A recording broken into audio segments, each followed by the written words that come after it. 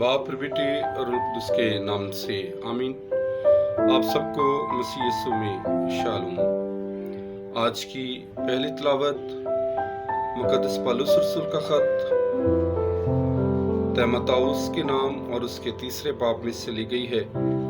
आज की अंजील मुकद्दस लूका की अंजील और उसके 7वें बाब में से ली गई है। आज की अंजील मुकद्दस में खुदावंद यीशु मसीह जो है वो नाइन के शहर को जाते हैं और रास्ते में उनको बेवा औरत जिसका बेटा मर गया है और उसका जनाजा लेकर जा रहे हैं। तो खुदावंद यीशु मसीह जो है उस बेवा औरत पर तरस खाते हैं और उसके बेटे को जिंदा करते हैं। मेरे अज़ीज़ों, मुकद्दस लूका की अंजील में पहली दफा मुकद्दस लूका ने यीशु मसीह को खुदावंद कहा है और खुदावंद का लफ्ज़ यहोवा खुदा का था और आज लूका भी यीशु को खुदावंद कहता है और कहता है कि खुदावंद को उस बेवा औरत पर तरस आया है।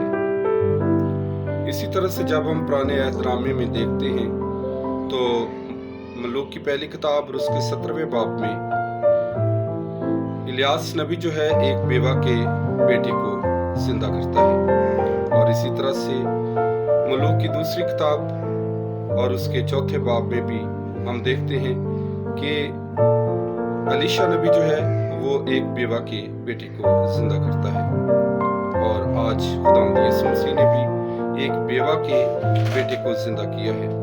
और यहाँ पर इस बात पर हमें गौर करने की जरूरत है कि आज की इस तिलावत में खुदावंद यीशु मसीह को बेवा पर तरस आया है और खुदावंद यीशु मसीह का अख्तियार जिंदगी और मौत पर है।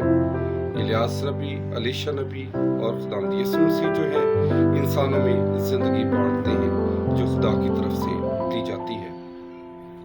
आज की अंजील मुकद्दस हमारे सामने पेश करती है कि खुदावंद यीशु मसीह ही जिंदगी का खालिक व मालिक है जो जिंदगी दे सकता है, जिस तरह से उसने बेवा के बेटे को जिंदा किया है।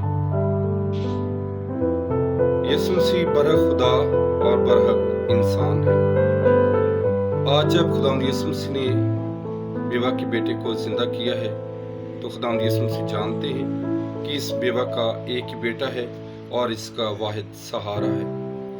और खुदावंद यीशु मसीह ने जिस तरह से इलियास नबी और एलीशा नबी ने खुदा के जरिए से बेवा के बेटों को जिंदा किया तो आज खुदावंद यीशु मसीह भी पूरा अख्तियार रखते हुए उसके बेटे को जिंदा करते हैं और उसको सौंप देते हैं। इसी तरह से मेरे अज़ीज़ों, हमारा ईमान एतकाद खुदावंद यीशु मसीह पर है जो मुर्दों में से जी उठने पर वाला पहला फल साबित हुआ और वो हमेशा हमारे साथ रहता है।